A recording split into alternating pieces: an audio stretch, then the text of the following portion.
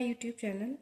आज की इस वीडियो में हम माइक्रो इकोनॉमिक्स के सभी न्यूमेरिकल्स को कवर करेंगे, जिसमें आपका utility, cost, production, revenue and demand वाले चैप्टर्स कवर हो जाएंगे।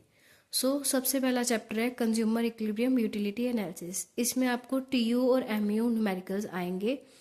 ये अगर तो आपको टीयू गिवन होगा तो आपने एमयू निकालना है, या फिर आपको एमयू गिवन होगा तो आपने टीयू निकालना है। जब आपको टीयू गिवन होगा तो आप एमयू कैसे निकालेंगे? माइनस करके। मीन्स आप हमेशा ऐसे याद रखें, एम का मतलब है माइनस। मार्जिनल वैसे चेंज होता है, बट आप ऐसे ध्यान रख सकते हैं कि एमयू मीन्स एम से माइनस, चाहे वो यूटिलिटी आ जाए, कॉस्ट आ जाए, प्रोडक्शन आ जाए और चाहे रेवेन्यू आ जाए, उसमें सेम ही प्रोसेस है। आप क्या करें, पहला वैसे का वैसे ब्लैंक छोड़ सकते हैं। तो एमयू कैसे निकालेंगे? 10 minus 0 10, 25 minus 10 15, 38 minus 25 13, 48 minus 38 10 and 55 minus 48 क्या हो गया हमारा? 7। Means M U means minus, तो आप कैसे निकालोगे? नीचे वाले में से ऊपर वाला माइनस करके। एंड जब आपको मार्जिनल गिवन हो तो आपने टी यू कैसे निकालना है? टी यू हमारा निकलता है टोटल से, मतलब उसको ऐड करके। सेम पहला वैसे का वैसे 25 प्लस 20 कितना हो गया? 45। इस 45 में हमने नेक्स्ट वाला ऐड करना है। 45 प्लस 15 60, 60 प्लस 10 70, 70 प्लस 5 75, 75 प्लस 0 हमारा क्या आ गया? 75। एम में क्या करना है? मार्जिनल में क्या करना है? माइनस। एंड टी में हमें क्या करना है? टोटल। देन उसके बाद है हमारा theory of demand. Theory of demand में आपको क्या गिवन होगा कि आपको दो या तीन इंडिविजुअल डिमांड गिवन होगी। हमने क्या निकालना है? Market demand. मार्केट डिमांड कैसे निकलेगी? इंडिविजुअल डिमांड को जब हम एडिशन कर देंगे तो वो हमारे पास क्या आ जाएगी? Market demand.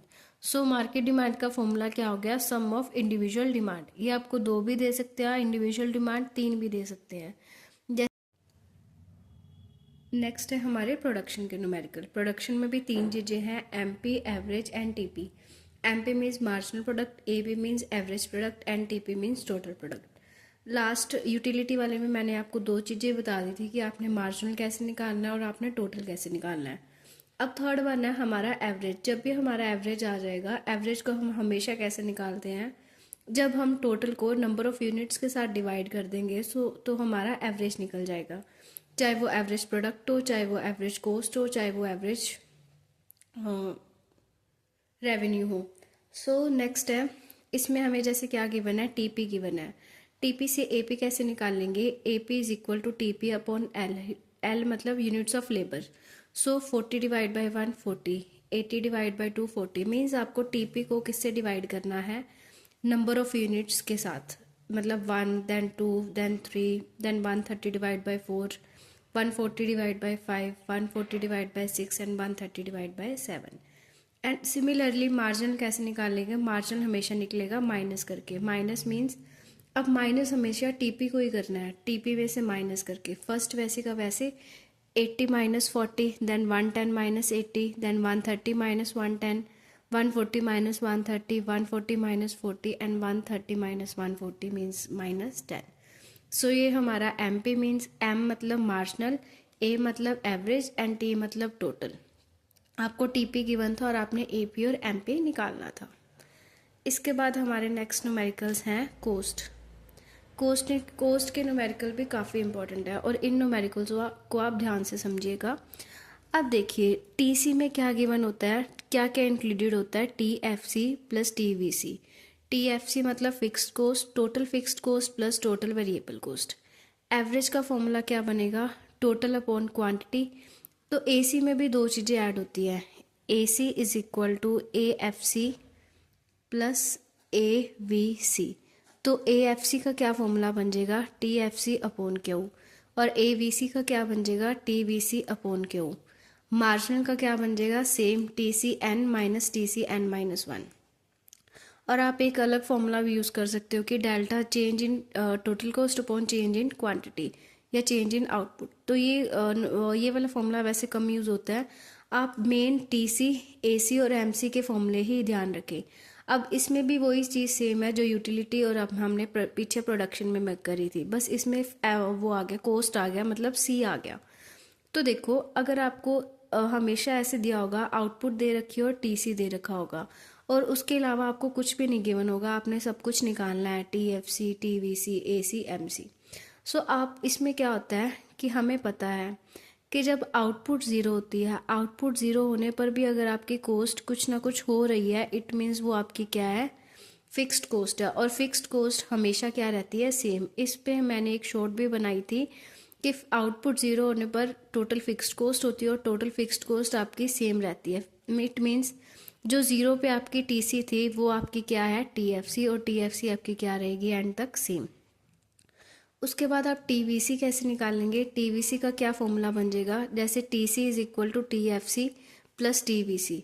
तो टीवीसी का क्या फॉर्मूला बन जाएगा हमारा, TC minus TFC, 40 minus 40 0, 100 minus 40 60, ऐसे माइनस करके आप टीवीसी निकाल सकते हैं।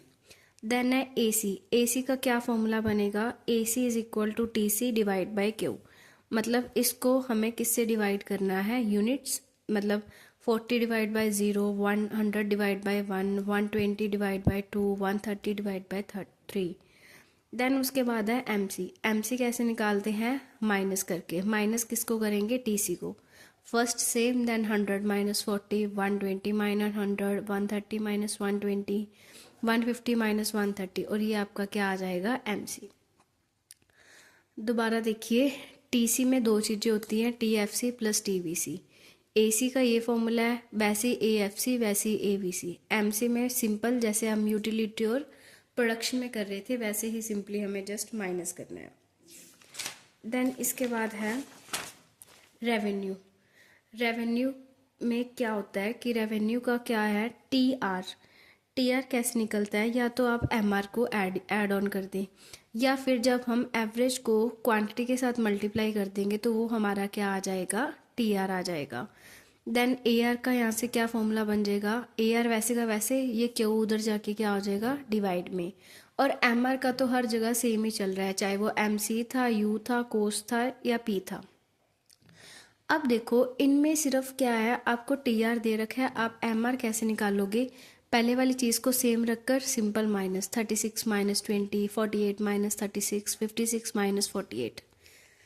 एंड ए आर कैसे निकाल लेंगे, टोटल को क्वांटिटी के साथ या यूनिट्स के साथ डिवाइड करके, 1 divide by 20, 36 divide by 2, 3 divide by 48, 4 divide by 56, वो हमारा क्या आ जाएगा, एवरेज। अब इन न्यूमेरिकल्स में आपने ये ध्यान रखना है कि कई बार आपको टी आर, ए आर और एम आर कुछ भी गिवन नहीं होगा। तो इसमें परफेक्ट कंपटीशन में क्या होता है कि एवरेज रेवेन्यू किसके इक्वल होता है, प्राइस के इक्वल होता है।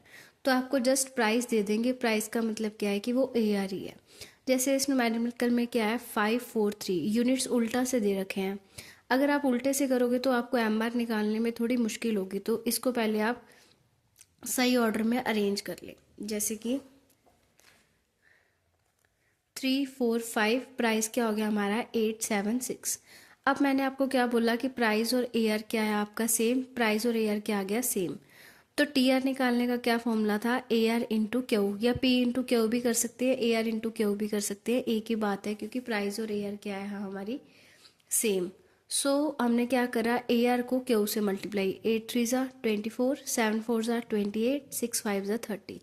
सिमिलरली एम कैसे निकलेगा, माइनस करके, पहला same, 28 minus 24, 38 minus 30 minus 28। Then average तो हमें गिवन ही है, तो इसको हमें निकालने की ज़रूरत नहीं है। आई होप आपको सभी न्यूमेरिकल अच्छे से कवर हो गए होंगे। हमने अभी तक करा है cost, production, utility and revenue, and उसके बाद था एक हमारा डिमांड। ये 5 न्यूमेरिकल्स हमारे कवर हो चुके हैं, और आई होप आपको ये वीडियो अच्छी लगी होगी। आप इन न्यूमेरिकल्स में से एक एक न्यूमेरिकल्स को एक बार खुद से प्रैक्टिस करके देख ले, ताकि आपको अच्छे से रिवाइज हो जाए। अगर आपको कोई भी डाउट हो तो आप नीचे कमेंट कर सकते हैं। Thank you so much.